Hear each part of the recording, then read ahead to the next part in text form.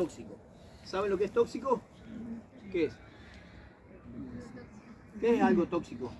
No ella. Algo o que él. no hace bien para la salud. Algo que no te... Eso.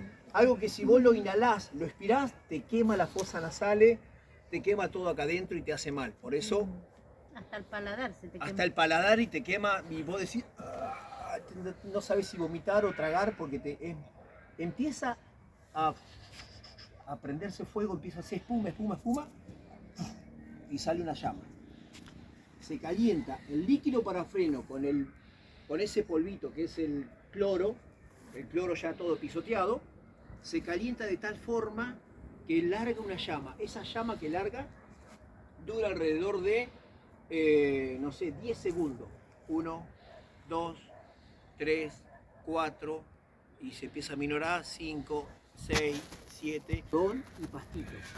Eso, vos lo haces acá y armás todo, la fogata tipo A, le pones todo un nudito, le pones todos pastitos finitos, y pones la tapita acá arriba, apagas todas las luces, vienen todos caminando.